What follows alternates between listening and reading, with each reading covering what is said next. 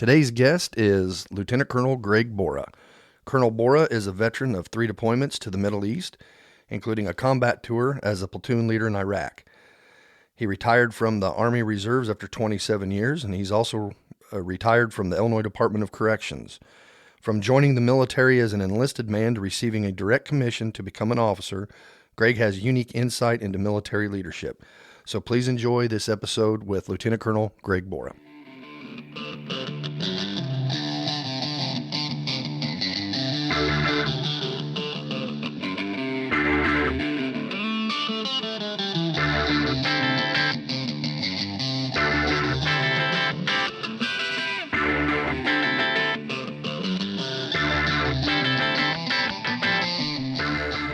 Welcome, ladies and gentlemen, to Rough Around the Edges podcast. Today's guest is Lieutenant Colonel Greg Borah. Colonel, thank you for joining us today. Thanks for having me. I really appreciate it. We've been trying to get this done for a little bit, and it seems like you've got something going on, I've got something going on, but we're finally getting together and making this happen. So I really appreciate you coming in today. Now, you retired after 27 years. Yes. You retired as a lieutenant colonel, although I will call you by your first name today because I've known you. We are friends, but anybody, I never served in your command or anything. You will always be a colonel. I mean, you'll always be my colonel. Yeah. I appreciate that. Yeah. So, you're a fellow Shelbyvillian. You grew up in Shelbyville. What was your early childhood like? Well, my father was a state police officer. It was in the 60s, which was fairly interesting time. You had the hippies and you had the bikers and you had all that going on. And my mother was a florist, and she started her own business in Shelbyville, a floral boutique. And my father continued on the state police until he retired December 31st, 1989. And then my mom kept her business till about 2000 plus. And then she retired, but she still stays in the business, and she's at a floral convention this weekend down in Orlando. Oh, wow. Good for her. That's awesome. Real quick, I don't want to get into politics or anything, but you talked about, the 60s obviously were very turbulent times. As a child growing up, watching Vietnam War on TV, the protests, the hippies and all that, do you draw similarities to today? You think correlation with a lot of the political? I don't think it's as pronounced as it was back then. We have it from time to time, but I think the younger people lose the energy that they had back then because, there was a lot of casualties from Vietnam, and there was a lot of body bags coming back. And so that was what the choice was. If you weren't in school, or even if you were in school, you could get drafted and you would go serve in Vietnam. So, and there was a 58,000 plus casualties. And it was a tough war. Yeah, kind of hanging over everybody's head as you're going through school. And seeing it was. Images, yeah. It was interesting in the fact that all those were children of people who'd served in World War II and Korea, and I don't know I just didn't have the public support for be over that long. But even World War II was losing public support after 3.5 years. It's tough to be able to keep that much of an effort going and that much support. And sure. What led you to the military? Well, first, what year did you go in? Well, I went in 2000, or actually 1995. 1995, you enlisted in the United States Army Reserve. Well, I was two of my friends were in the military, and I'd always kind of wanted to go. My dad always said, "Oh, you don't want to go in there. You don't want to go." And I think he just wanted to keep me out, and he was worried about me. And sure. In any event, they also had student loan repayment, and so I had some student loans, and I was substitute teaching at Shelbyville, and they had a recruiter in that day, and I just asked him, and Army was the only one that still had student loan repayment unless you were a doctor or something that was really difficult for them to get. Right. And so he signed me up for take the test, the ASVAB, yeah. And I was, pushing 30. And so I scored a lot better than your average 17-year-old. Well, first of all, you're a very intelligent man, and I know you're going to kind of, but you really are. You're very good at retaining facts, and so that doesn't surprise me at all that you scored, very well. Yeah, then I was on their radar, and they kept calling me. My recruiter is Sergeant Necessary, and so then I Wait a minute, his name was Sergeant Necessary. her name was Sergeant Necessary, and I went in there, and I think I'd taken the physical, and I was good to go, but I was having trouble pulling the trigger, and then I got hired by the corrections. So I started working with corrections. I went to the academy. And then I did my first full day in the prison, and I got home, and I called the recruiter. I said, "Is it too late to get in?" Prison will do that. And it changes a man. Yeah. I've seen things no man should see. And well, anyway, it was something. I think it was an interesting experience, and so I signed up and got a date to go to basic somewhere after I had my 6 months in corrections, so they wouldn't give me a hard time. So you were a certified officer at that point. You got your training status out of the way. Correct. Okay. And so I got a date, and I went to basic training in South Carolina. Fort Jackson. And I went in, it was like late February all through March and April, and we graduated from there. And moved on, and then went to Fort Gordon, Georgia, for my AIT for switchboard and telephone repair. That was your MOS, switchboard and telephone repair. That is correct. Well, Okay. they had two choices for the. Now, where was your unit out of? It was out of St. Louis on Goodfellow. Okay. And it was a 245th Maintenance Company. I actually joined the unit. In the regular Army, you join the Army, and then they assign you to a unit. Correct. And you get that when you're at AIT. However, in reserves or the National Guard, you oftentimes join the unit and then you go to training. So I went to training, came back, and then continued on the mission of the unit. So you enlisted as just a regular, you were a private whenever you went in. Well, you may have been a specialist. I actually went in as a specialist. Because your college credits. That's true. And I had a story I told people that why I was a specialist, but I won't go into detail. But actually, it was because I had a degree. Yeah, but knowing you, as ornery as you are, we'll talk about it later. But so you graduate basic in AIT, you come home, you're working for corrections, you're in the military, and things are going along pretty good. And again, this is mid '90s. Right. It's late '90s. It's I'm going through that, and I'm just doing my thing with the reserve learning. And as for a person who goes active duty and then becomes a reservist, you have so much more knowledge than someone who just joins the reserves, goes to basic, goes to AIT, and then you do your 2 days a month, and then maybe 2 weeks, and then you just takes you a lot longer to learn so many of the things you need to know. And so it just takes a while to become knowledgeable. So at what point did you start thinking about wanting to become an officer? I mean, was that like right off the bat? Did they approach you? Well, I was actually approached. I was across the street where we had our motor pool, and I was helping paint bumpers. I was a sergeant at the time, and I had a couple of guys, and we were over there painting, stenciling the bumpers. And it was a hot day, middle of July, and it was actually hot in 2000, believe it or not, and in the middle of summer. And so those slight little things you say, I miss that. But anyway, it was a hot day, and we came back and we got our job done, and we were drinking some water, and I had this CW3 Chief Chris Cummings approach me with a smirk on his face, and he kind of looks at me, and he actually brings me a cup of water, which is, I'm thinking, this can't be good. Something's going on. And he says, "Commander wants to see you." And I said, "What for? I haven't made anybody mad today that I know of." You're thinking, what did I do wrong? So we go down the hallway, and we go back to the commander's office, which I had not been in since I first joined the unit, where you had the commander welcomes you to the unit. I've been in there in 4 or 5 years. So I go in there and I report like I'm supposed to, and it's Captain Noble. Good guy. We'd just come back from AT the month prior. We were out in Fort Hunter, California, doing a maintenance mission, upgrading a bunch of trailers. And so they asked me to put a direct commission in because I had a degree and I could pass my PT test. And I showed up to drill.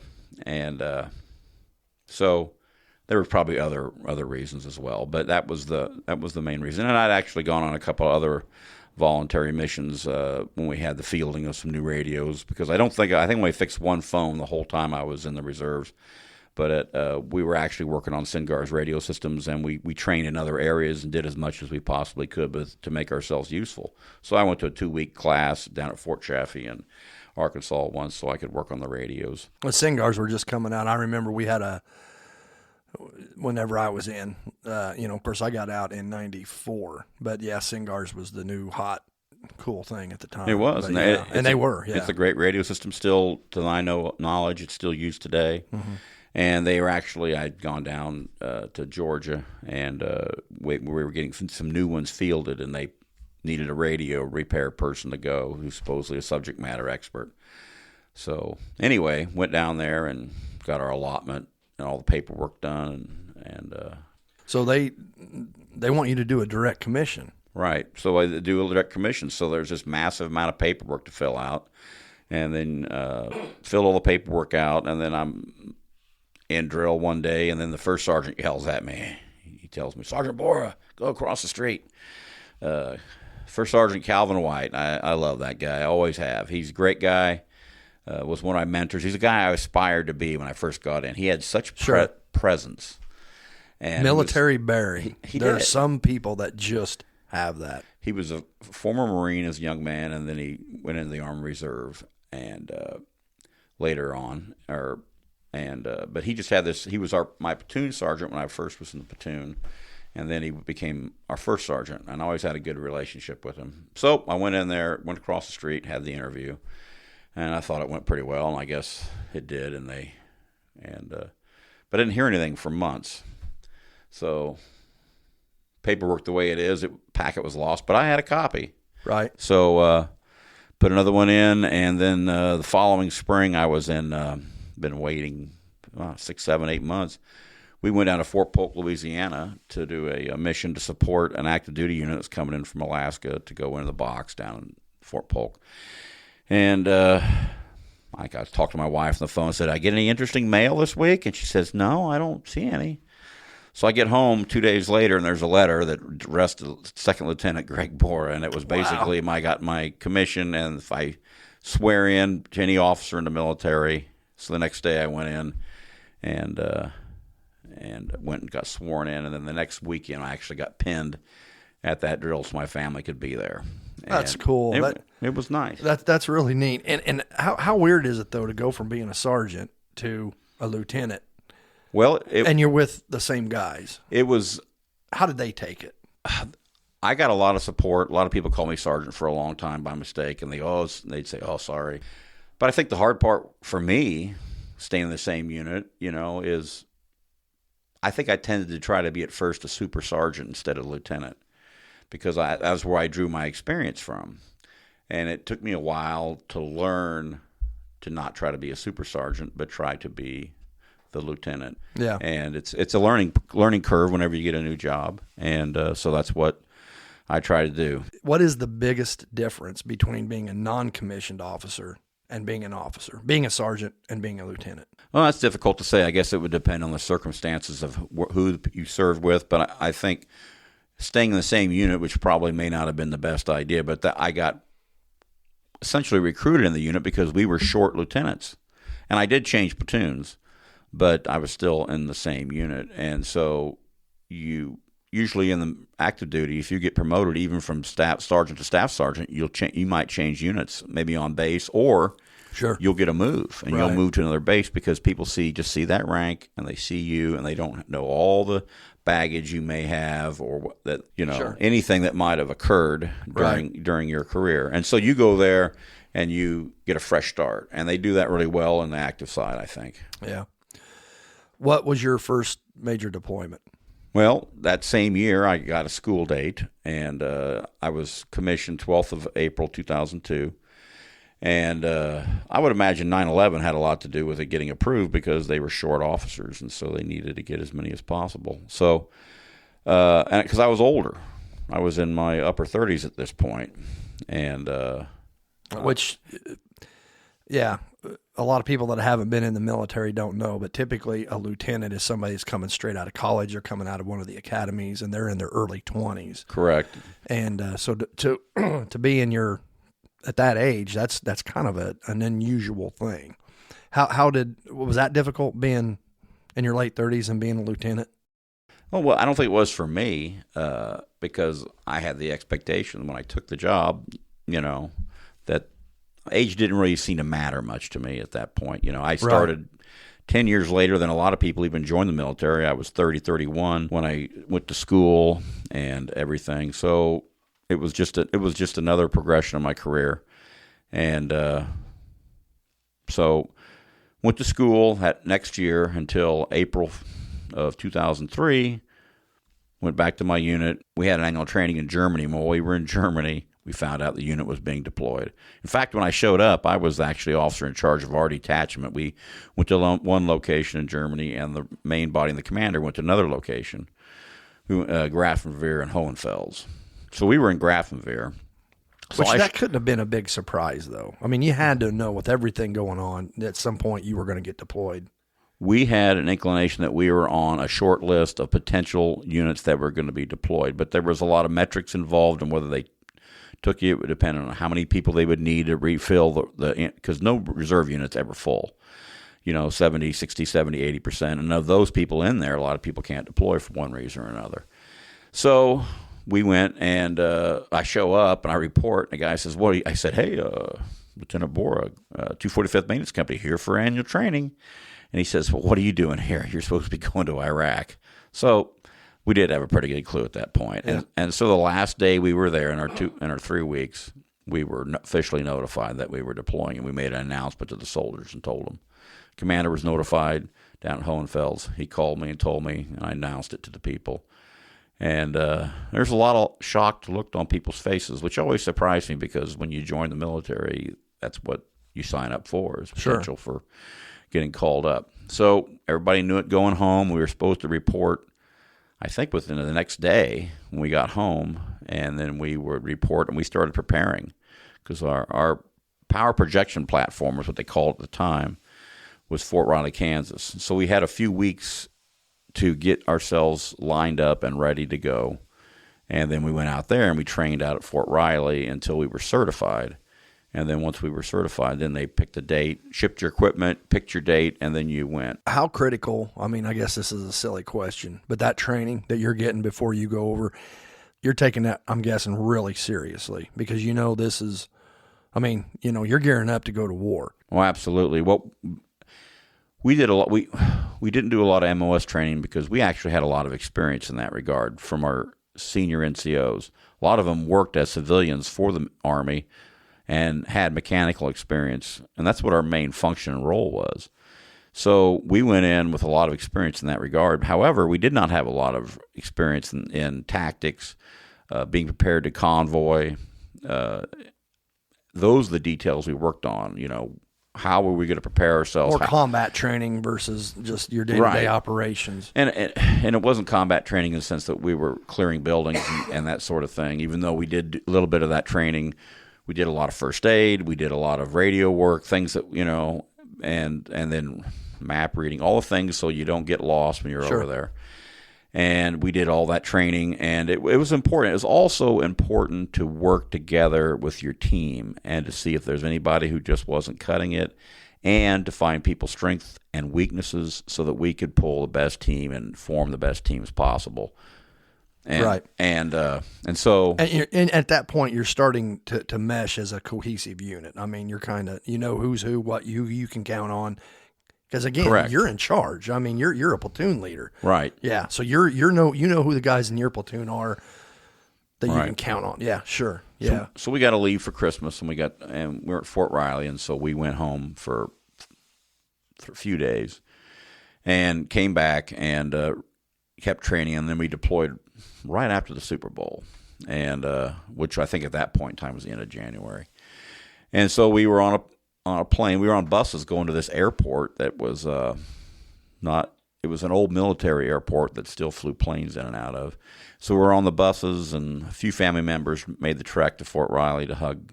A lot of tears for some people, and the MPs escorted us off base and stopped, got out of the vehicles, and saluted us as we pulled in, which really, to me, put an exclamation mark on the whole thing. This is serious business. And so we get on our plane, we get ready to go. We fly to Germany, and they refuel. Might have got a new crew, And then we flew down and landed in Kuwait.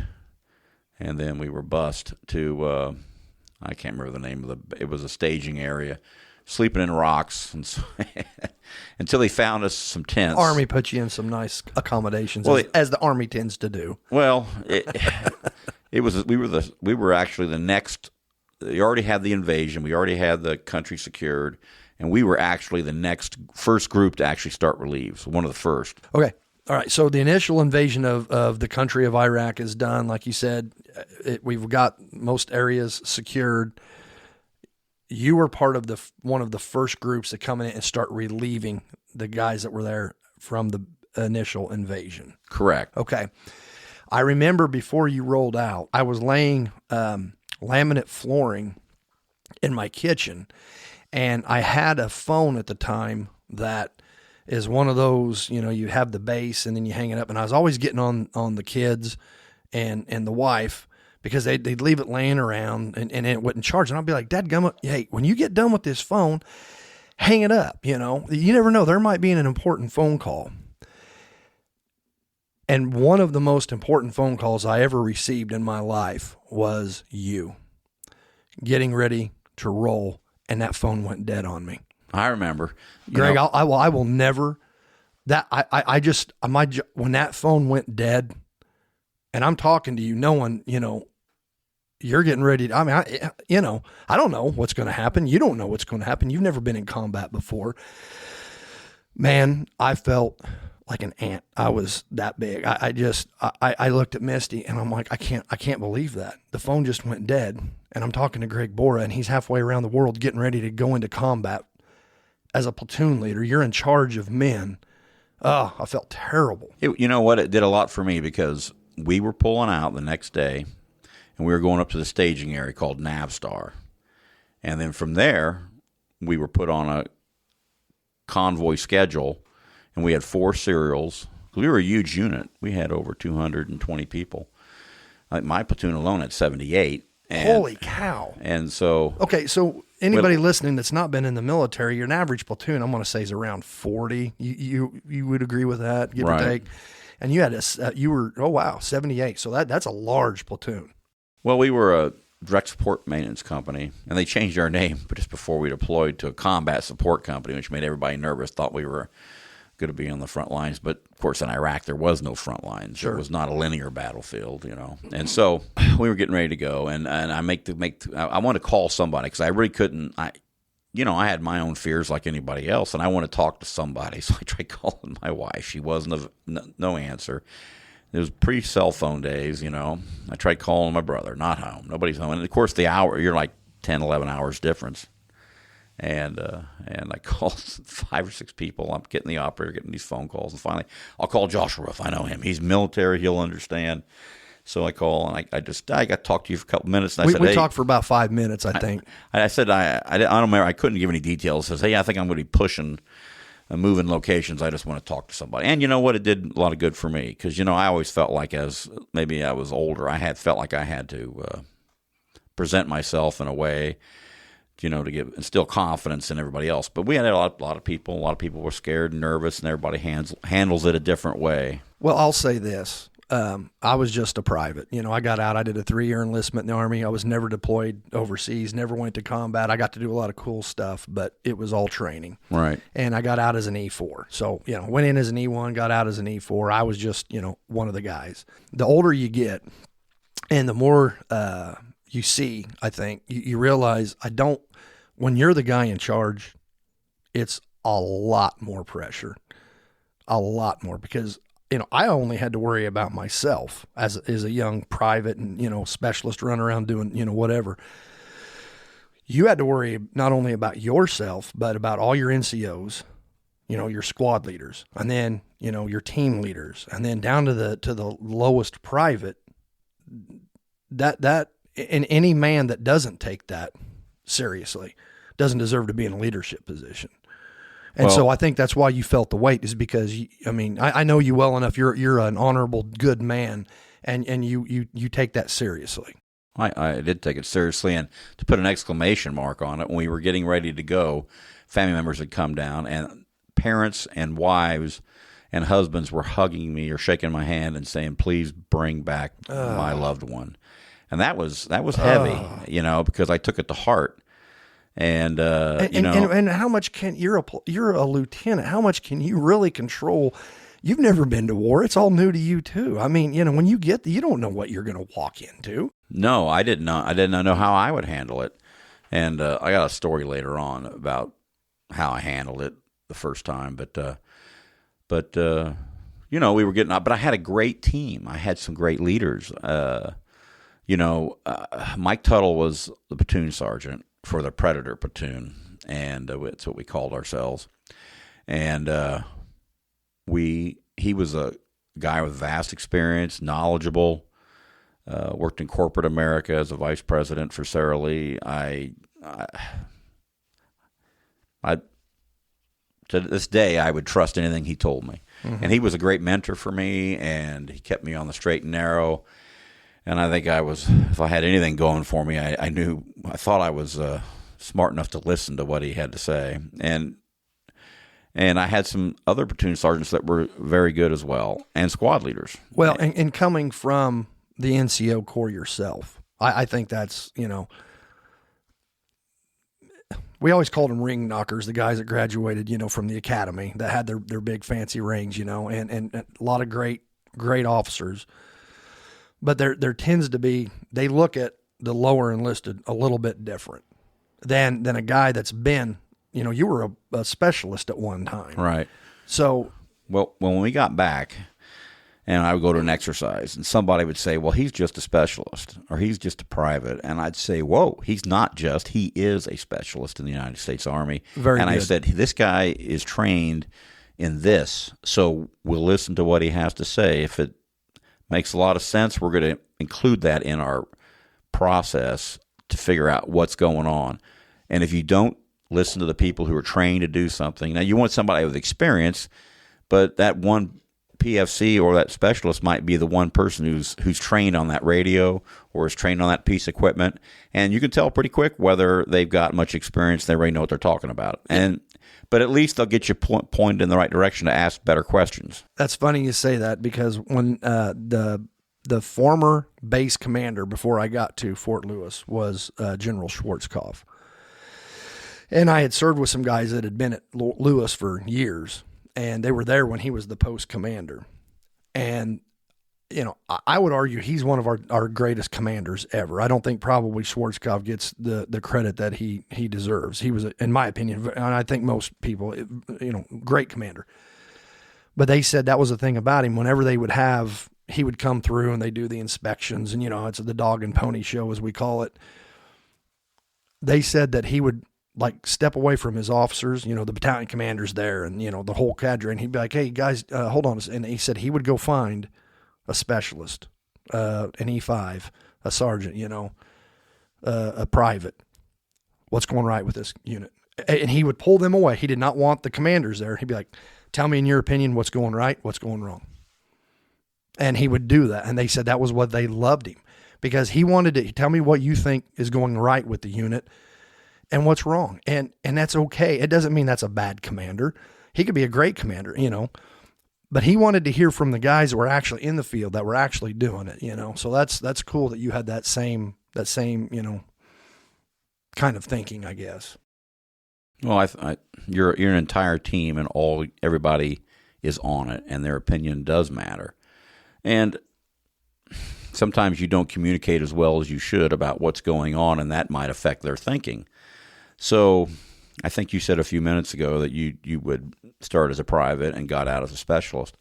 And my thinking changed as I changed in different positions and different jobs, because I learned more, and then you saw things from a different perspective. Sure. I think when I was in Jordan for a short time, I went to the embassy, and that was an eye-opening experience, how decisions were made and what they were looking at. So it was an eye-opening experience. So every time you go someplace, you have an opportunity to learn something and expand your knowledge base, good and bad. So when you get into Iraq, let's go back to Iraq. You get there, you roll in, you get to where you're going to be. Now, were you originally at log base sites? Yes, we were. We left Navstar that next morning in 4 serials, And we got up there. I had a few glitches, but we got there. I was fortunate that I had a sergeant who had gone on the first rotation, and he volunteered to go on a second. And so I put him in my lead vehicle so he wouldn't get lost. And I offered him up to the lead serial. Well, all things said and done, we ended up being the lead serial at the end of the first day. And we drove up to a fuel point, fueled up, and then we had a camp that we stopped at for the night. And you could refuel, and then members of the unit that we're replacing came down and escorted us up to Iraq. So we pull in, and the closer you get to Iraq, when you first cross the border, you're expecting to see a bad guy behind every rock, but you didn't see anything for at least several hours. And then you started seeing burn marks on the highway. You started seeing damaged military equipment that's been just destroyed, like in a group of trees. See 2 or 3 artillery pieces, but there's not much left. And I think they were pointed south, so I can only assume it was Iraqi equipment. And then you'd see guardrails that were just bent and torn up. And so you're starting to see evidence of war. Right. And so you're also starting to get your blood pressure goes up a little higher because we only had canvas doors. We had sandbags, but we had chief warrant officers in our unit. They can find anything. Yeah, and you don't ask a lot of questions. So they found a bunch of steel. The unicorns, yeah. They found a bunch of steel, and we had all these people experience, so they were actually cutting we made doors that hung over our regular doors where we had some steel protection. We put steel plates in the bottom of they called it hillbilly armor is what they did. But it was something, and it also gave more confidence to every one of the soldiers going up there. So you went up there, and you had a loaded rifle, and you had ammo. And so you get up there. And so we're up there, and we pull into log base sites, and it was right outside the airport on the north part of the airport, and it was just west of Camp Victory, which is on the northeast of the Baghdad International Airport. And it was a little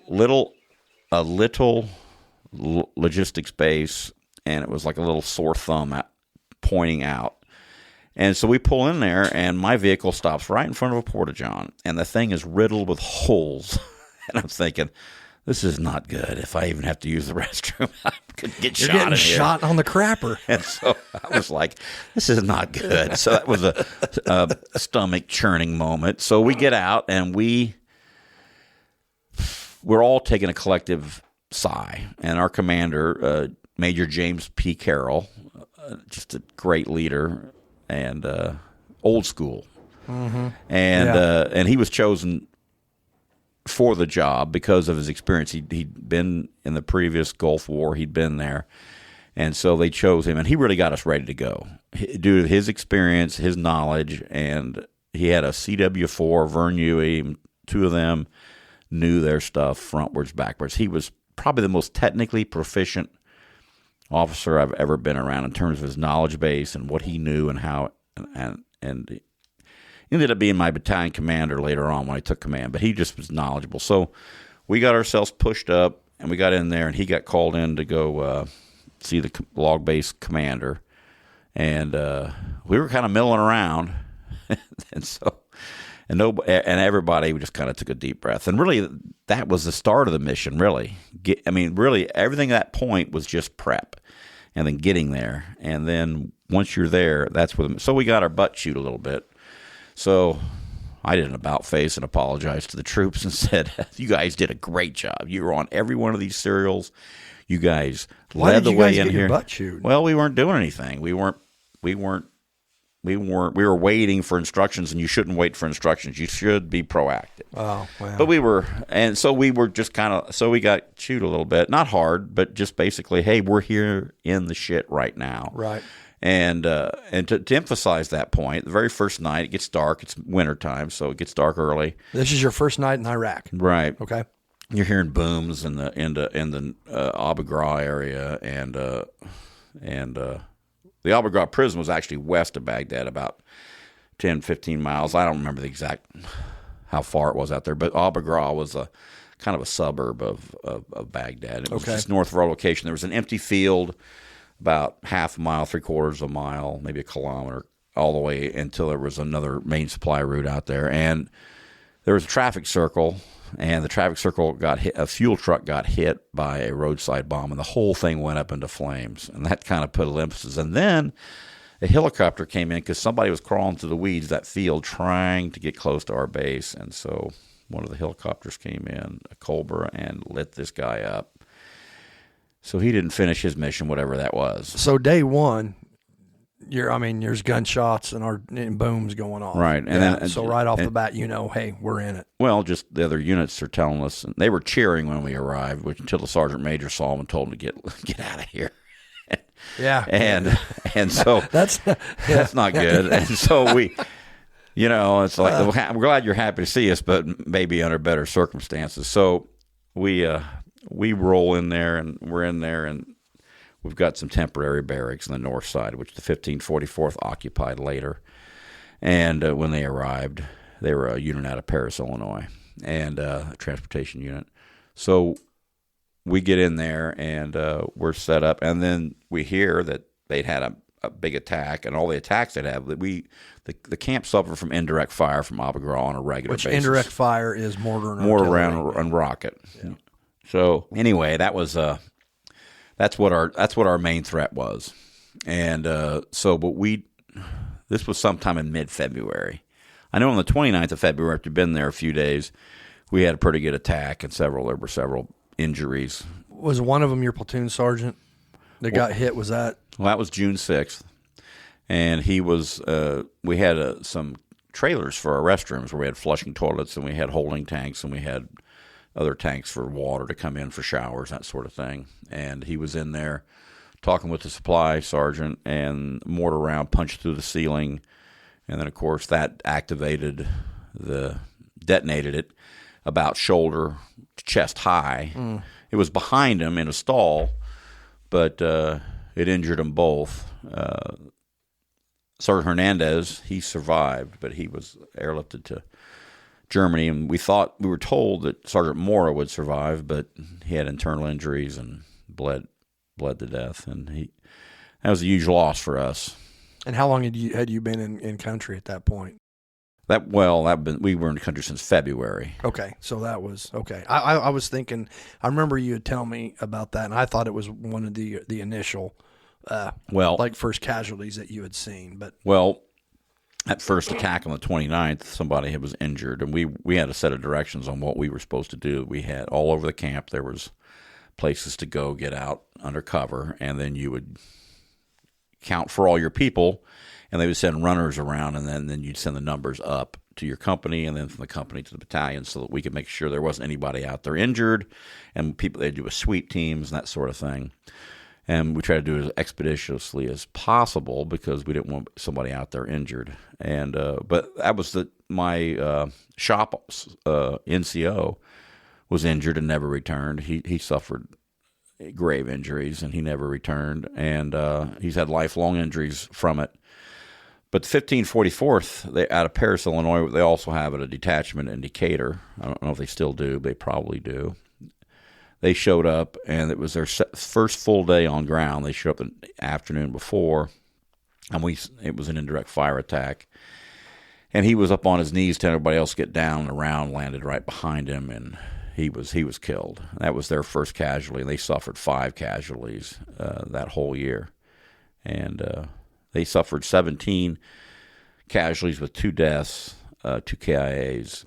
On September 5th, about 1,700, they were leaving a meeting, and it was up in the barracks that we had originally had, and they had 17, including the commander was injured. But do I have this right? I think, now there's a book about your platoon, correct, called Surviving Twilight. Do I have that right? Yeah, Shane Brunskart, sergeant. Yeah. He was an engineer at Boeing, and he wanted to join the military because his grandfather was in World War II.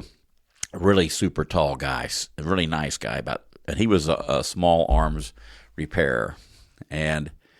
But he had such vast knowledge and information that he could give to the whole unit. He helped with the computers and that sort of thing. But he wrote a book about it, and that's your platoon, correct? Yeah, in our unit. Yeah.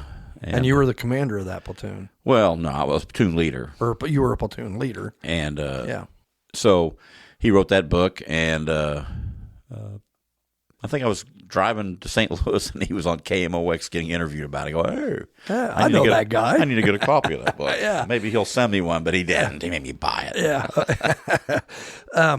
Do I have this right? Log-based sites, I think I had read or heard this, at one time had more incoming mortar fire than any place in Iraq. Well, a lot of And a lot of camps made everywhere you went. They said they were Mortaritaville.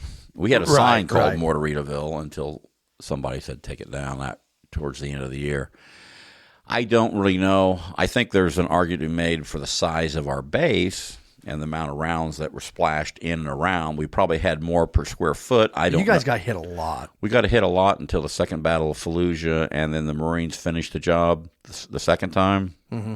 They would have finished the first time, but Iraq had just got a new prime minister that we had installed. And he wanted to prove his worth, so he went out and says, "We'll pull out, and I'll go down there and see if I can fix things." Well, that was the main hub of the. I wouldn't say it was resistance. I think it was just more. They weren't really. I don't think resistance is the right word. I think it was more of just the sticking it to us. Yeah, because it was supported by factions not only inside Iraq but other countries around Iraq because they really didn't want us to be there. When did you get to come home? Because you came home in the middle of that deployment, correct? Or at some part of it? I got to come home in October, which was nice because I got home on my anniversary, so it had been 24 October 2004, and my wife picked me up at the airport, and we ate in Decatur. I was pretty tired. There's a lot of traveling, and I can't sleep on a plane very well, but I was glad to be home, and then I stayed. I think I was home 10 days, and then we fly back. And so it was nice. And then by the time I got back, by the time you get back to Kuwait, and they get you, sometimes it took them 2 or 3 days, but not me. Like I was on a plane in 2 hours. Just worked out really well. You and I and Greg Pierce went out to eat. I don't know if you remember. Oh, I remember. We went to a Mexican restaurant. The Mexican joint. And this is what I remember. We're sitting there, just chatting. Of course, you have to go back. And I could tell you had changed between when you had left to then. You weren't as jovial. You weren't as joking. I mean, you've always been, kind of ornery and cutting up and making jokes and stuff. But at that point in your life, you weren't. And of course, Greg and I are just listening to you because I'm fascinated by, what, your experiences are. And as you're talking, a cooler in the back shut. So think about, and like an industrial sized, a commercial sized cooler that somebody would shut, it makes a thump. It's a big thump. Right. And when that thump, which I would have not have even heard that, I wouldn't even picked it out. And it was just a low thump. And you go, did you hear that? And I think Greg and I were both like, what? And you're like, did you hear that sound like a cooler shut? I mean, boom, instantly you heard that. And you're like, there's a lot of guys that would be diving, back in Iraq, they'd be diving underneath this table. Well, it sounded just like the thump of putting a mortar coming out of its tube. But how you were and I've heard that. I was an FO. I used to call and direct, mortar and artillery fire, and I've been close enough to guns at times doing morteps and stuff. I know what that thump sounds like. But the fact that you were just in the middle of, people talking and all the background noise and everything going on, that low thump, instantly, you picked that out. Well, I still hear it today during all fireworks week. You hear those thump, thump, thump, thumps. And I wouldn't say I go diving for cover, but I do hear it, and it does take you back a little bit. Yeah. And I think everybody that deploys makes some changes to a person that just is more pronounced and more profound on some people than others. I think everybody gets some level of post-traumatic stress. It's just more pronounced for some people. Sure. But I will say this: as time went on, the old Greg came back, though. I mean, you that honoriness came back. But it was just, I think, at that time, you being a platoon leader and you're in charge, and they're just, my God, the stress of the whole thing, and you're in a unit that's actually, taking casualties, and that's another thing I want to bring up is. When I was, regular Army, we looked down on anybody that was in the reserves or the National Guard. That's just a normal thing that soldiers do. and then your MOS, if you're not, of course, infantry hates everybody. And we were FOs. Well, we did more field time than the infantry did. So we thought they were a bunch of pogues too. It's like when the artillery went out, we went out with them. When the infantry went out, we went out with them. We went out with everybody, So we're like, well, we do more field time than any. And there's that macho kind of chest thumping. But when you get deployed to a combat situation, it doesn't matter. I mean, your job over there was to fix vehicles and send them back out. Well, that's what the 3rd platoon was. We fixed small arms. We had a generator repair section that fixed all just mountains of alternators and that sort of thing. They put them right back in the supply system because the heat and the sand parts were an issue, especially the first few months until the supply system got caught up. But we also did recovery operations all around the west side of Baghdad. And I don't remember one time that we went out to go pick up some either blown up or broke down equipment that they asked us, are you guys reserves? Because if you are, we're going to wait for some active duty guys. Nobody ever said that, did they? No. And in terms of... And so I want people listening to that. I don't mean to interrupt you, but I think this is critical. A vehicle there would be a patrol that would be going out through Baghdad, wherever. They would hit an IED. They would come under fire. Their vehicles are blown up. We've got to go get those vehicles and bring them back. That's what you guys did. That's part of your mission. You had that you would go out, hook up that vehicle, which in my mind, you're worried about a secondary ambush. Well, that's absolutely correct. And we actually had a system. When we first got there, the unit that was there, active duty unit, they would send out a couple of privates and maybe a specialist in a tow truck, and they would just wait for support to come pick them up. And it would be a long time before it all get all organized. We said, forget that. And we had 4 Hemet wreckers. The radios were all loaded and timed out every single day. We had 4 teams assigned, and one was primary, and then you had 1 secondary, and the other 2 were also secondary.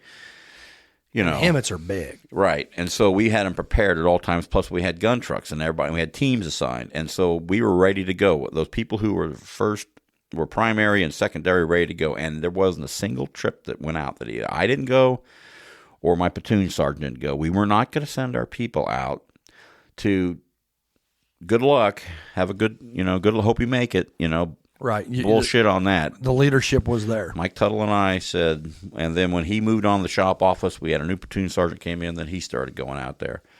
And so we just didn't feel like that was right, sending some young kid out there and with a team he's never worked with. Sure. And we got escorted out there sometimes too, but we went out with our full team because the bigger of a footprint you could send out there, you're less of a good target because you can return if you're at 3 vehicles, you take 1 vehicle out. The other 2 vehicles aren't coming. They're going to try to secure the area. Right. So we go out there with 3 gun trucks and a Hemet with some sort of an automatic weapon on the roof. And we're having a lot fewer problems. And your gun trucks, will they carry 50s, 240 Golfs? We had both.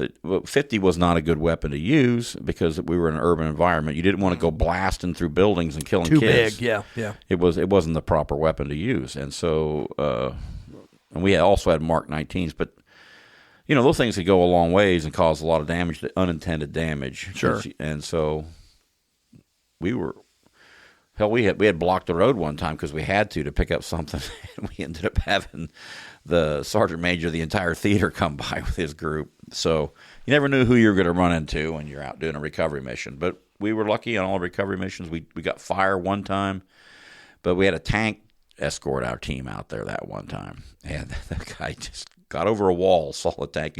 He must have missed by a mile and started running and never was seen again. But a lot of these guys who were shooting at us and they were setting off bombs were being paid to do it because they weren't true believers necessarily, because the economy had completely collapsed and they had to feed their family. It's the VC thing all over again. Yeah. I do remember you telling me one time that you had a vehicle fast approaching. You'd went out. I think they were hooking up, and I might have the story wrong. And this vehicle's coming, and you're like, stop, they're coming. And you're like, oh, man, it's going to be, you bring your rifle up. We had 3 separate roads coming in. It was right next to their interstate and an off-ramp right there. And that's where I guess it wasn't hooked up properly, and we had a Connex fall off the back end of a flatbed. So we were trying to pull the thing out of this ditch. That's when the sergeant major had come by, but he hadn't got there yet. And we were out there, and I was actually setting up and giving my soldiers their fields of fire and say, hey, I want you to protect this road, go from this point to this point. I had everybody try to do a 360 on a situation where it wasn't 360. It was, I don't know what the hell it was. We had so many angles. We had a village, to our north that was right across on the other side of the ditch, and you had a overpass, and so it was so we set it up, and I'm out there setting up and walking. Here comes this vehicle, doesn't see us, and he's just coming off the off-ramp, and I keep putting my hand out to stop, and he's not stopping, so I put the rifle up the shoulder and took it off safe and was about to squeeze, and he finally stopped and then backed up and got away. He probably got a little bit closer than he should have got, but But you're looking for a vehicle that has a single driver, and that's you're more likely, because the guys who'd go in there as a VBID and blow up something, he's your main target, because they're gonna have two people go out. But anyway, we didn't have to shoot him. Well, yeah, but we did take out, I think, the dairy industry for Western Baghdad. Well, now, okay, there's a story. Right, we went when they had that incident out at the prison, Abu Ghraib prison. Which kids, if there's young people listening to this, they won't know, but it was a big deal at the time. It was a big deal because it was on the news for It was basically months. Young soldiers not being supervised, because a lot of the leadership was on another wing of the prison taking care of a massive problem when this happened. Right. And so you had shortage of people. The other people went over there to take care of a problem, and these young people thought they would be funny and then film it, and it was not smart. Stupid. It undermined us. Right. And so because we really, for the most part, of course, individuals screw stuff up. As a policy, we were trying to do the right thing over there. Right.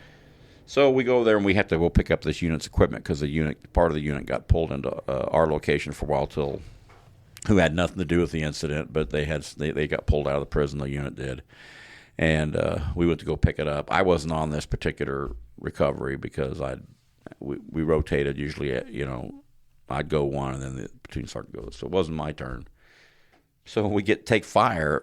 Somebody's on the side of the road. He's hiding behind a cow, and he's shooting at us with the AK-47. So we return fire. He's literally using a cow for cover. Yeah, and it's right next to a house, and some lady's doing her wash, and she's not even moving. She's just scrubbing. And so they leave. They get through the area. We radio where it was at. So we load up, come back, and the guy's still there, and he sees American military vehicles, starts shooting again. So this time we're ready, open fire, and the cow went down, and I think this guy did too. Yeah. So that might have been the entire dairy industry for Western Baghdad. How are they gonna have cheeseburgers? I don't know. Yeah. So that's a tragic.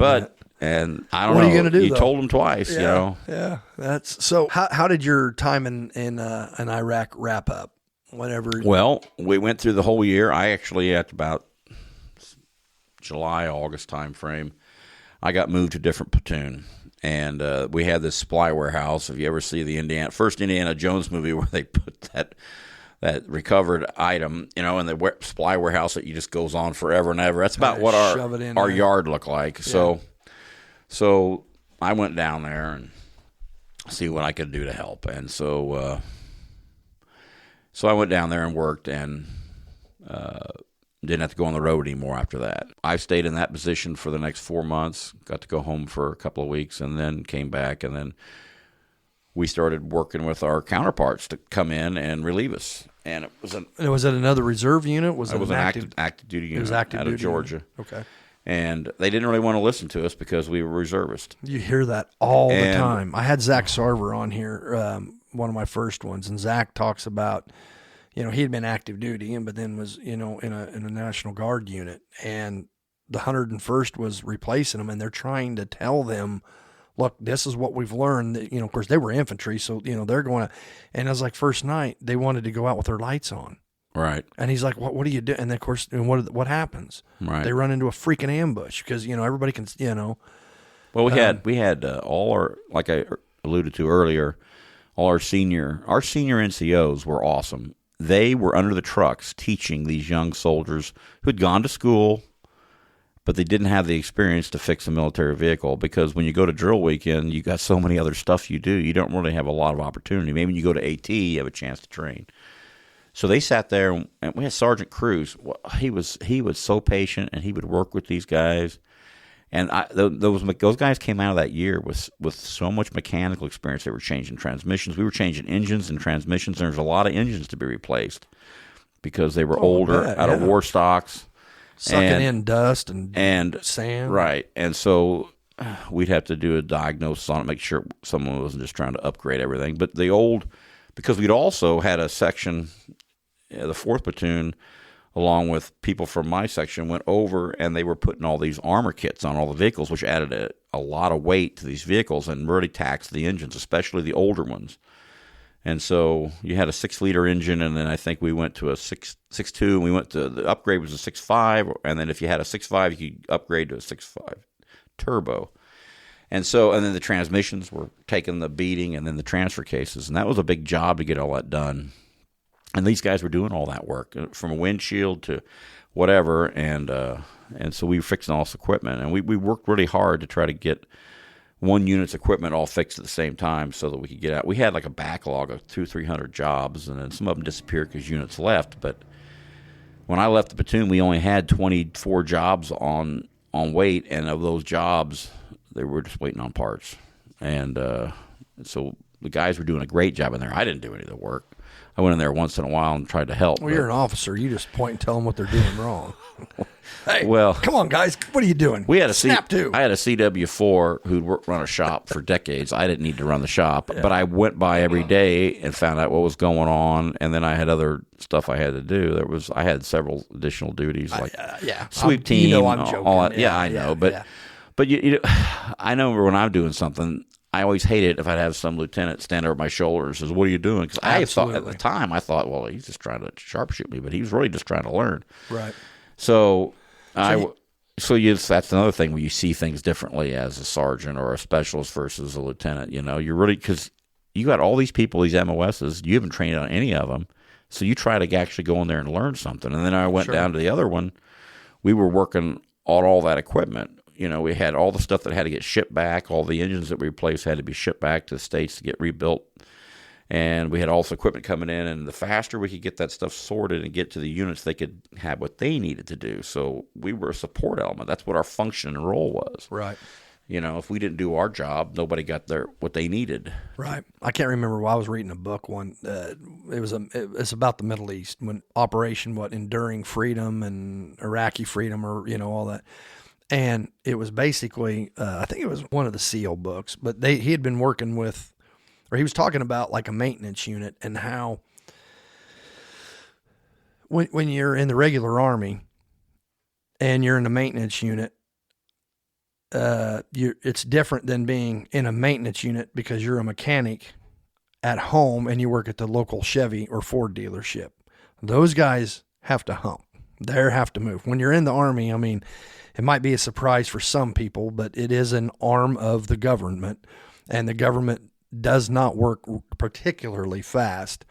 And anyway, it was his opinion that a lot of the maintenance units that were reserves were actually better, because a lot of their guys were mechanics in the private sector. Well, that's true. And another story to that regard. Now, and I'm not bad-mouthing any regular Army unit or any, No, because they are they're definitely different. I tell you, they were so much better on so many other things that's required of a unit.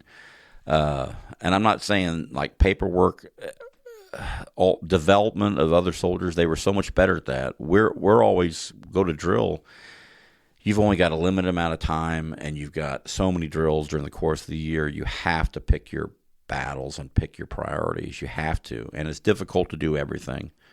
And they've gotten smarter on that, where you didn't train on the same thing every year. You do some critical training on the same thing every year, but everything else is in a 3-year cycle. And then if you go get deployed, then you spend those few months on everything. But we had all these people who would work for GM. They worked in a dealership. We had special forces or some special operations group of some sort had a vehicle. This engine went out, and it was heavy, and it had all the special glass in it. They brought us, asked if we had anybody who could change the engine out, and we had several people who could, and because of our experience. And whereas an active duty unit, they just went right into the Army, and they could do great on fixing an M1 tank, or they, depending on what type of maintenance they were doing, or Humvee, or any of the other platforms that we have. And we said, yeah, and they had an engine in less than 24 hours directly shipped over because they were such a high priority. And I couldn't get anybody to do any work when they showed up because they were like, because these guys they just had a certain aura about them, That's cool. And but it was neat. Those are the kind of things we did, and we'd have units come from all over the area. We had units that we supported, but we would support anybody. Marines came in one time, and we had no use for these 8 engines. We had ordered them, and they were the older model, and they had some crappy old Humvees, and they brought the cores back, and they were able to do their mission. And so Did you give them any crayons? Marines are an outstanding organization. I'm proud to serve with them. Hey, yeah, and I say that jokingly. They are some of my best friends, are Marines, and God bless them. They are. Now, you know what they do, are. And they have a certain way of thinking, and they develop that. And if you don't go the Marine way, you go out the door. Yeah, they're serious. They're the youngest. They have overall the age is the youngest in there, and a lot of people do one tour and get out, and they're proud of that the rest of their life, as they should be. And they should be. Yeah. And so, but I got to throw that in there for my Marine. I've got family that's Marines, and we were at work at the prison one time, and the lieutenant's son got hired on, and he says, "Well, he's former Marine." I said, "Oh, well, I'll talk real slow so we can understand." But my last duty station, I got 3-year tour at Scott Air Force Base. We had a full bird colonel come in with my supervisor, and I thought, oh my God, he's going to have me running up hills and stuff. But he was just so bright and smart and great with people, and there wasn't anything he couldn't do. There's such a misnomer, I think, with like infantry are dumb. The Marines are dumb. And of course, we play into that because there's inter-service rivalry where we all tease each other and go after each other. Just because you're combat arms, some of the most intelligent, decent men I've ever known. I mean, I've had like pretty serious conversations about deep philosophical issues in Army barracks with another, 18, 19-year-old kid that's so bright that he just got done reading, Siddhartha, or reading, things that people would not, you wouldn't associate. So yeah, but there is that overriding. I think maybe perpetuated by Hollywood. I don't know it's just you're dumb. College people are the smart ones, which, by the way, you have one of the greatest quotes I've ever heard. And I wrote it down. You said it one day, and I wrote it down. And we were talking about a certain group of, quote, intellectuals, college intellectuals. And you said the problem with them is they think too damn much and they do too damn little. And I wrote that down that day. We were having a conversation probably 20 years ago. And amen. Amen. I've thought about that so many times, that there are people that they get paid to sit around and think. They can't do a damn thing. Well, I think you've got some extraordinary, intelligent people who are very successful in the academic side. And that's awesome, because some of them are some of the outstanding professors. As long as it's real. And physics, engineering, mathematics, there are certain fields that require an intellectual. And 100%. But then there are other fields that, I don't know. I think that where a person can, if they graduate from college and they stay in college their whole life, they don't have any other life experiences except that. And so they may have stunted their ability to change a tire. Well, I mean, that's important. A person ought to know how to change their tire.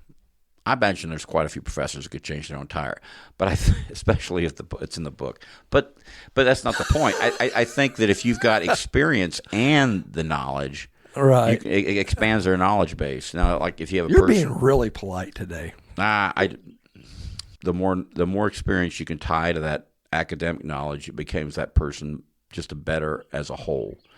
But it seems like you deal with somebody, but to be successful in the academic world, you have to stay in it, and it's a grind. You got to you do your research, that sort of thing. So that's sometimes their experience is doing their research, but so it depends on how good of a researcher they are and how well they are getting true answers from people, especially in the social areas of academia. So, but that's just my opinion, and everybody's out there trying to do their best wherever they're at. Well, we hope.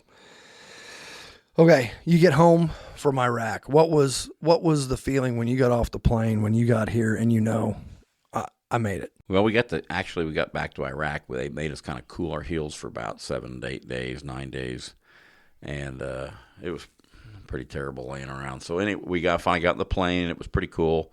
So the plane took off, everybody cheered. I landed in Germany. I think we got beer. Yeah, it was great beer. I was actually the plane commander, and they said. And the people in Germany said I had to have permission for me to drink. Well, Colonel Carroll and Chief Huey already had a mug in each hand. So to cover myself, I said, "Oh, yeah, everybody can have 2 beers." But at least I put a limit on it. Yeah. But nobody paid attention to it, which was fine. Right. But it was I think, the best beer I've ever had in my life. I can only imagine. And so we got back on the plane, and then some people picked up some booze. And the back of the plane was pretty rowdy. And so we landed in Baltimore, and then we ended up having something wrong with the plane, and we had to all grab our rifles, all our weapons, and we had to leave the plane, go down a set of steps, go under the airport, and then go back up and board another plane after a 6-hour delay. And then we finally got into Kansas. Well, I don't know how many hours later we're supposed to be. And we get on the buses, they're waiting for us, and someone had left that camp and locked the gate. So they had to call that person in Fort Riley to come all the way back out, unlock the damn gate so we get out. And then we finally get in like at 5 o'clock in the morning, and we had to start demobbing the next morning at 7. They goes, well, we're going to let you wait till 10 o'clock. So we start at 10 o'clock for all the, and you're just in the zone at this point, besides being the fact that you're exhausted and you're trying to kind of process where you've been and that you were lucky enough to get out. You're thinking about the people who didn't and the people who was injured, how they're doing, and you have to do this reconciliation with your family, who was probably more worried about it than you were at the time, because you're just doing your job. They're sitting there thinking all these crazy thoughts the whole year, and so we hang out there. We get out of there and get new IDs and that sort of thing, and then we get on a bus and we get back, and we did procure a sign from Fort Riley from this commander we dealt with over there, and I don't know how I managed to get that. But anyway, it just kind of showed up, and it's still in my garage. So, well, I know as an FO, we never steal; we just acquire. So you didn't absolutely no theft whatsoever. We were military; they were military. It's just a military piece of equipment. They just And so we get on we get on the bus, and there's cops, police officers, state troopers will escort you for a while with their lights and stuff. So we pull into St. Louis, and we all get lined up in formation. We march into this big hangar, and all our families are waiting on it. And you're just like in this daze. And you get in there, and I think they had the people who were the Purple Heart recipients who were still didn't return to duty, and they kind of did a little presentation. We got our expeditionary medal all awarded to us, and we just wanted to get the hell out of there. So finally we got out of there, got in the car with the vehicle, hugged everybody, and you make promises, I'll make it back, but but you did. I did, and I had one person I lost in my platoon. Well, by death. I had a couple people that didn't make it back at all. So I mean, they made it back, but they they were casualties. They were casualties. They were injured, and they were suffering. They were healing. Sure. And you still think about those people to this day, how they doing and that sort of thing. And then you've dealt with the long-term effects, that you serve with, whether it was in that particular or another, that particular event. Somebody else who's in your unit could have deployed a year later and then came back. So you got to keep an eye on everybody. What was it like coming back to the prison? Something I always struggled with. I remember the first time I was, let's see, how old was I? I think 22 when I started the prison, 23, I think. Anyhow, I was on midnights, and I get to the housing unit, and they're like, hey, you got to get your porters up to clean, every shift's in. So I go out, and back then they stayed later than they do now. So the day rooms were full. So I go out there and I'm like, this guy's, bed 5'4", whatever his name was. Hey, you need to sweep, okay. And they're playing dominoes or whatever. And I walk over here and I tell this inmate, hey, you need to go. Who's Johnson here? Hey, you need to go to. So I turn around, I'm going down my list, and I look back and the guy's still playing dominoes. And I'm thinking, hey, I go over there and I'm like, hey, did you just hear what I told you? Yeah, I know. I'm like, well, why? Because I'm coming out of the military. If somebody tells you that outranks you to tell you to do something, you get up, you go do it. It isn't, but within the convict, the prison system, you got to let them, it's like dealing with a cat versus a dog. A cat, he does things on his own terms. It's like you tell him what to do. Okay, I got you. And then you walk away and then, 5-10 minutes later, he gets up because, there's that cool factor that comes in. How hard was it? And that always bothered me. It always bothered me. And I would look at some of these dirt bags that we would have locked up out there. And all you got to do is push a broom down a hallway a few times. That's it. And the state of Illinois is going to pay you to be in prison because, they all get paid. Mm-hmm. A lot of people don't know that. But, and here's a totally healthy 19-year-old kid that's going to go out there and spend all of his time on the weight pile or playing basketball in the gym. And you can't get him to push a broom down a dadgum hallway. That always bothered me. 27 years in corrections, Greg. I never got past that. That always deep down inside when I'm thinking there's soldiers that are over there. You led men. You saw casualties. You did. When you come back and then you're going back into that, how much of that was just hard to deal with? I don't recall it being difficult because I try, even though it does, working in corrections changes you and you bring it home, even though you say you don't, it does change you. And little things get on your nerves but I tried not to let it bother me. I just did my job. I know corrections was a great job for me in the sense that I could always go on annual training. I could always get away for drill. They was always supportive of me. I never had any issues in that regard. And it wasn't like I was doing some project at work that was absolutely only I could do. Anybody could plug and play and do what I was doing. So, I was fortunate. I think it allowed me to be as successful as I was in the reserves because I was available if I had to be. Yeah. I try not to abuse it too much. Sure. I didn't volunteer for a bunch of stuff, but as your career progresses, there was schools you had to go to. There was meetings you had to go to. If we were going to go out to annual training in California, you had to go to the pre-meeting 6 months in advance and 3 months in advance. And sometimes I'd drive after work and go down to St. Louis for a meeting and then drive back home, get home at 11 o'clock and go the next morning to go to work. It was, right. I'd be on the phone when I was in command. I was on the phone every night after work driving home before they changed the law about having hands-free. Yeah, of course. So you ended up doing 2 more deployments after Iraq to the Middle East. Yeah. To Kuwait. I went in Kuwait in 2011. I was in the 21st Transportation Battalion Heavy. We had HETs. We had 3 HET companies, which is a huge platform that was designed to move tanks and other heavy, like Bradleys, that sort of thing. And HET drivers hated to haul anything else. However, we didn't have any heavy equipment to speak of in Iraq in 2011. We got most of that stuff out early because we didn't have any major ground operations. We didn't need that sort of thing. And so we'd up-armored all the vehicles, and so even if you got hit, you were diminishing the chance that the soldier would be injured.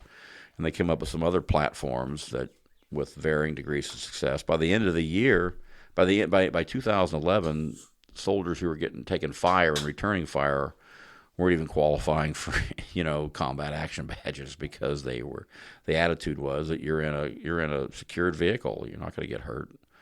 Unless, of course, it was a roadside bomb. They had a lot of safety equipment on there that actually would help block electronic signals and that sort of thing. So it was a cat and mouse game on the road network. So I went over there, and we were there. And as soon as we got there, within days, the status of forces agreement, the SOFA, was not going to be agreed on by Iraq and the United States. Iraq wanted us to get the hell out.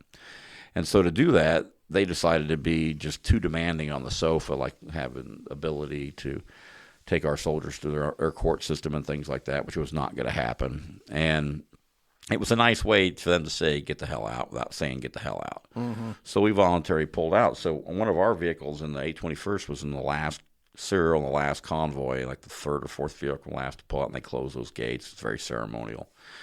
And so we were done in December, early December. So we were there for 2 months doing operations, but those 2 months, we doubled and tripled the amount of traffic we pushed north, because a lot of the units were holding on to their equipment as much as they could until the end, because they needed it to do operations.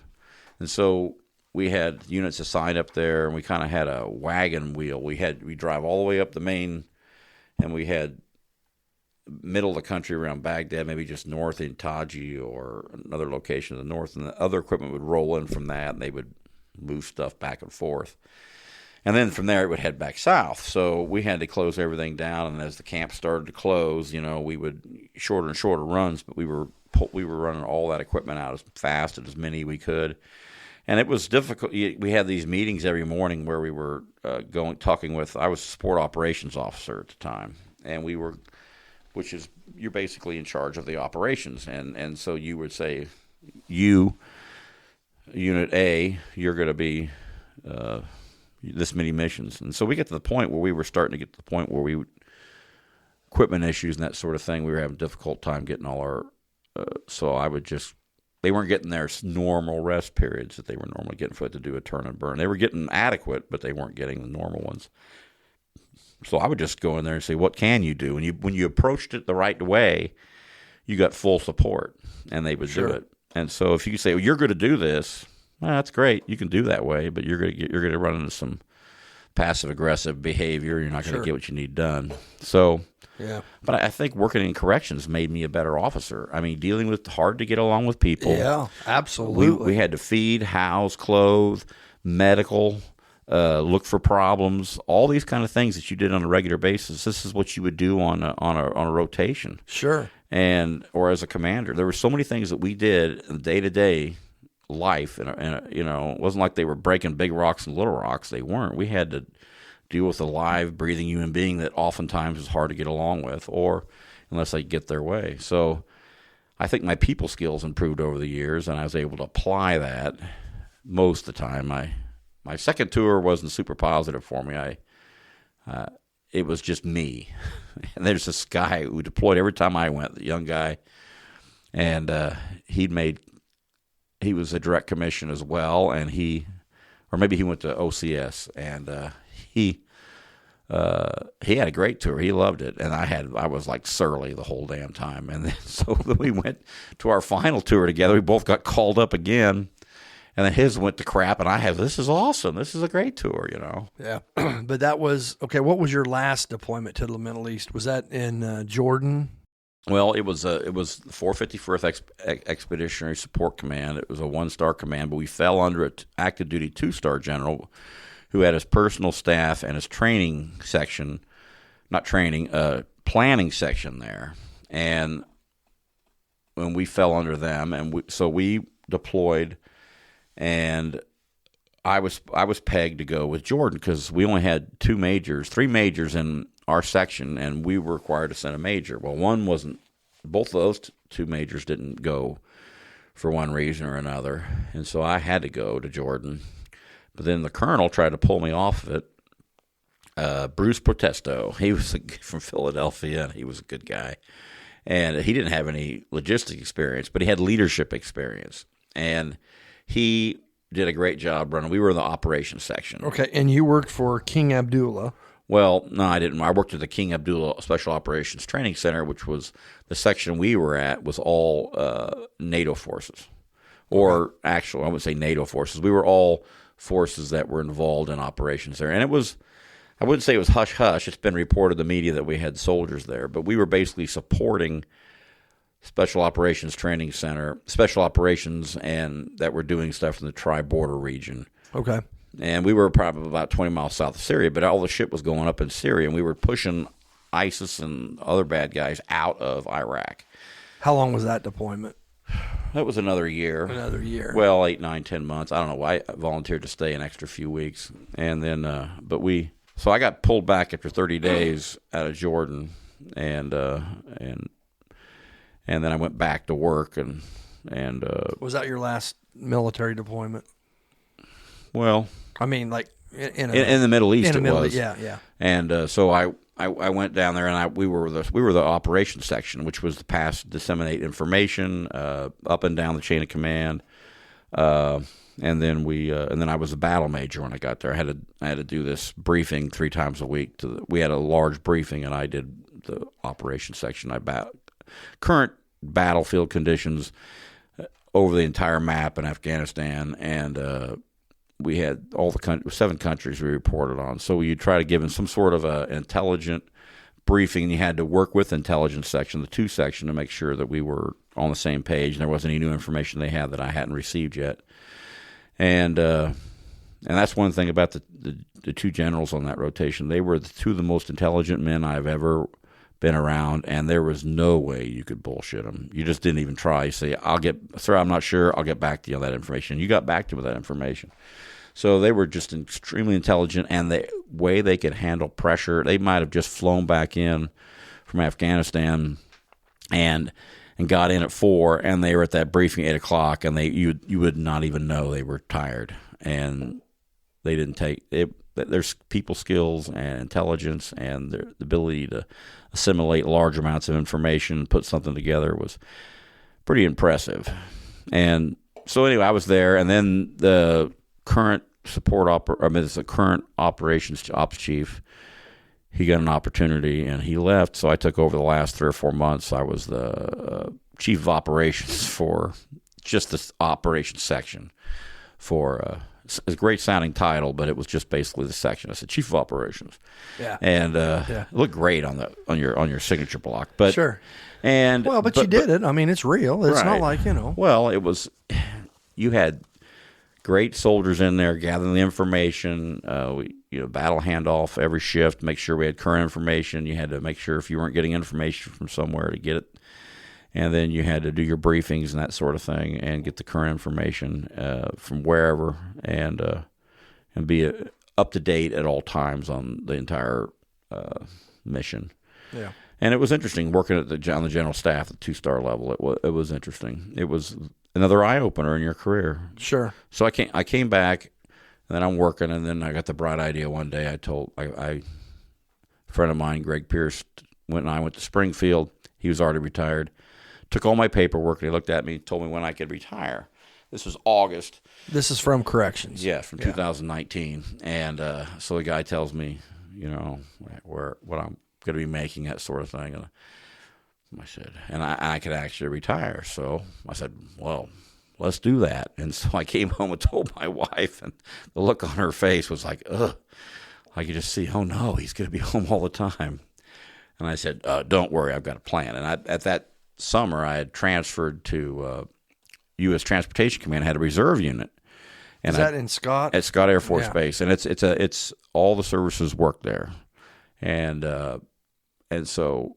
Well, that had to be neat, getting to work with the other branches. And that my plan was to get, we had pilots and we had, you name it, they were all there. Had some sort of role, and so. I finally got transferred over, and I got transferred, and the first weekend they said, oh, we don't have any tours available this year, we're out of money, and that sort of thing, or whatever. And the next morning, I went to a huge briefing on the operations floor, and they said, hey, we got a tour coming up, anybody want to apply for it? I guess somebody had quit. They couldn't handle one of the colonels up there, and I said, I'll apply for it. So I applied for it, and they actually hired me, and they actually hired me because I worked in corrections, because they thought I could handle this colonel who the attitude was she was hard to get along with, but she wasn't hard to get along with. She was direct, straightforward, and she had a lot of work to do, more so than anybody should have to do. Usually when you get one of those kind of positions, it's like, it's not a command, but we were doing trying to make so many updates and changes and improve the system up in this one section. It was a defense personal property that I never seen anybody have so much on their shoulders at one point in time, and because she was that intelligent, she just was bright, Air Force colonel and lieutenant colonel, and So, another learning curve. I worked there for 3 years. We were working on a multi-billion-dollar project, and I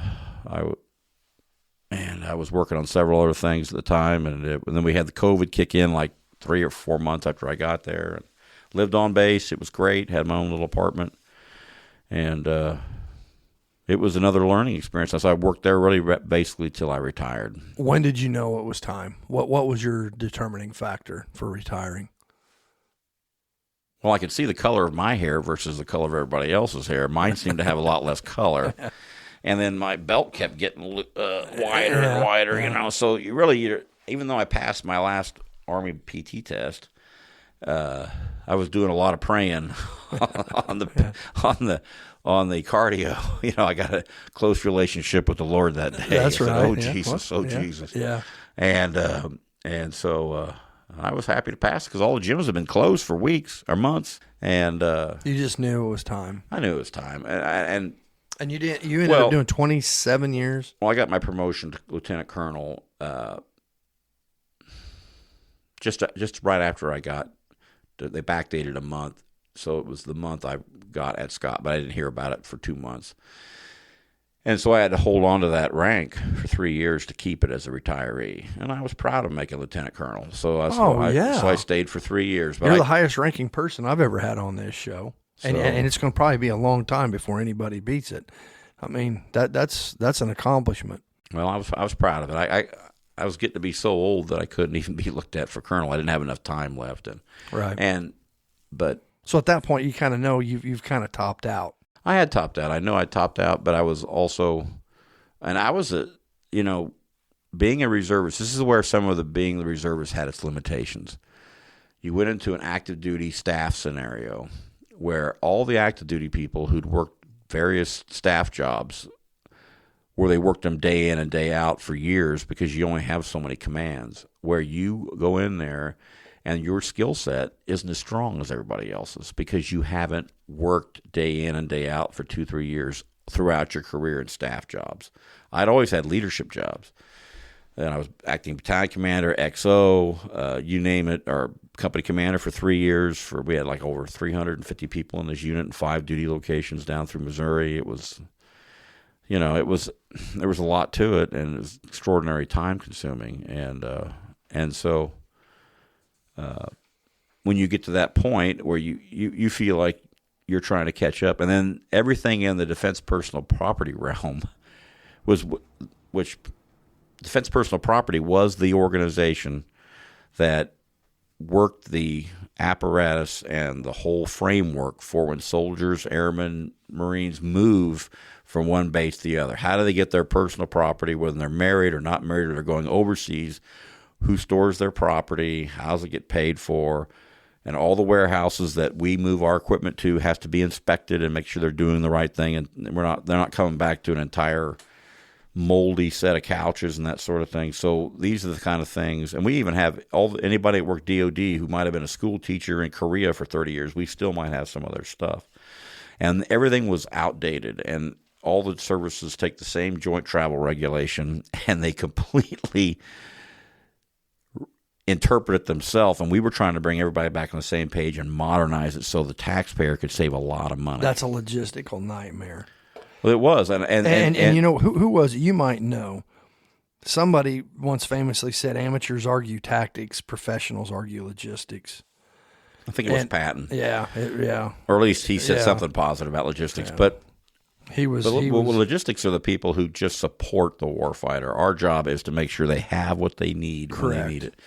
But we needed to make something. But that's how you win wars, right? Our ability to. If you can have 100 tanks, but if they don't have any shells and they don't have I'll put an American fighting man up against anybody on the planet, anytime, anywhere. All you got to do is give them the equipment. They got to have the food. They got to have. And when people don't think about that. Think about socks, underwear, clothes, belts, let alone medical supplies and ammunition and, oil. The times that we did not have that, when MacArthur went into Korea, he had no winter clothes. It bit him in the ass. And which I want to bring you back to talk next time. We'll talk. You are a bit of a military historian, and didn't you write a paper on Gettysburg? Well, it was required when we were in OBC, and yet there's 20 points in the battlefield. Now, one of the things about officer basic school, they're all over the country, and it's like if you're in infantry, you're going to be down at Fort Benning or wherever you're at. So ours was at Aberdeen Proving Ground, and but then it's been moved down to Fort Lee, and and actually Fort Lee still called Fort Lee because it's not named after Robert E. Lee. I always thought it was. It's named I after. always figured it was, being in Virginia. It was named after Henry Lighthorse Lee from the Revolutionary War. So I'll be I darned. didn't know that. Huh. So Which was his, grandpa or great-grandpa? I think so. Yeah. And people forget the reason why they named him after the Confederate generals in the first place. They did it as a reconciliation leading up to World War I, where they built all these camps so they could Get the Southerners on board. Well, there still was a lot of division. Right. They didn't want to go fight, yeah. But I don't feel bad about them changing the names. I really don't, even though what a pain in the ass it would be to change everything. But yeah. I don't feel bad about it at all. I don't know. I differentiate from you, I guess, but I'm a traditionalist. If I grew up calling somebody something, I don't know. It'd always be Fort Polk to me. It'd always be, Fort Benning, Fort Right. Bragg, I don't know. Anyway, so I didn't realize you had an MSM with 2 oak leaf clusters. A meritorious service medal. That's up there. I mean, well, it's pretty far on the chart, but yeah. it's a fairly standard award when you finish a command. So I got one when I finished command, and then I got one for a tour for the. Yeah, that's still impressive, though. And I got something else similar to that when I was your tour. I think I got a Army Achievement Medal for the first tour, Mm-hmm. and it was interesting. Though it was interesting. I fought like hell a couple times to make sure a couple of my guys got Bronze Stars because they earned it, but it was they just couldn't give them to everybody. So Right. there's a lot to it. So Yeah. Well, Greg, I appreciate you coming in here and doing this. Anything else that you want to throw in there, you want to add to our conversation? I'd love for you to come back someday.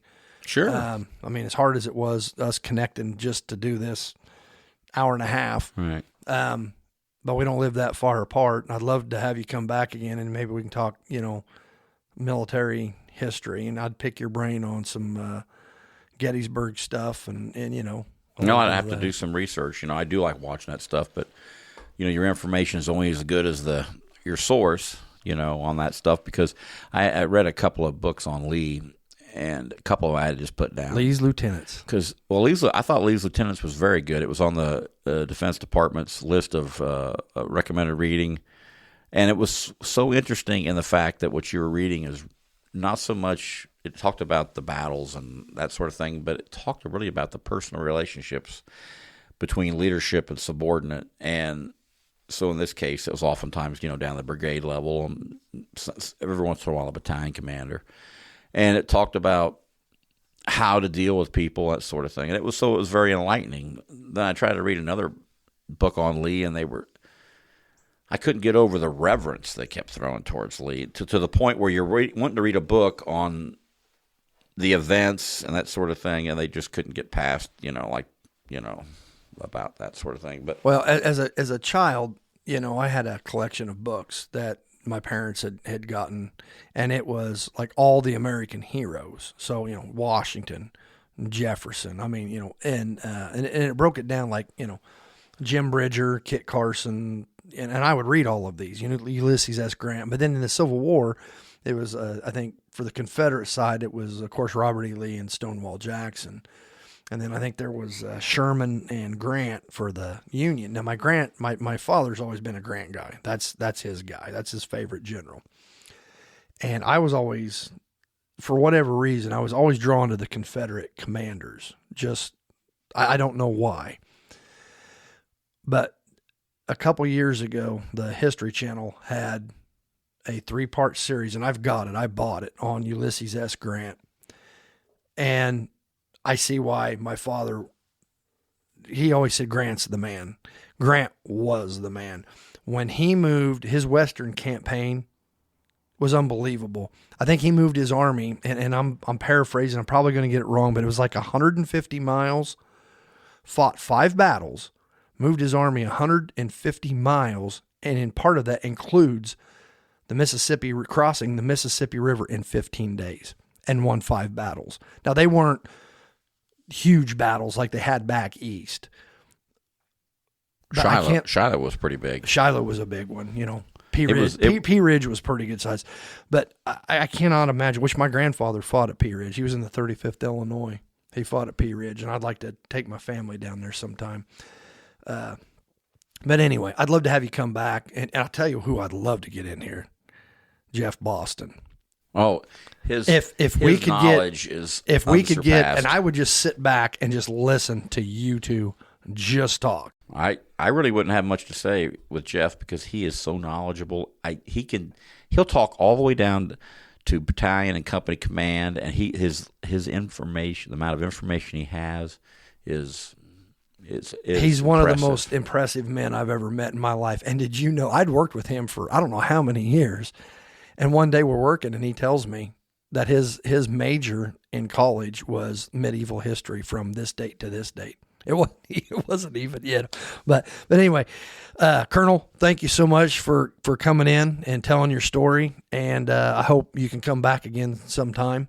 Well, sure. All right. And I sure appreciate it. Anything else you want to close out with? No, I thank you for the time, and thanks for asking. All right. Well, thank you for your service, and God bless you, brother.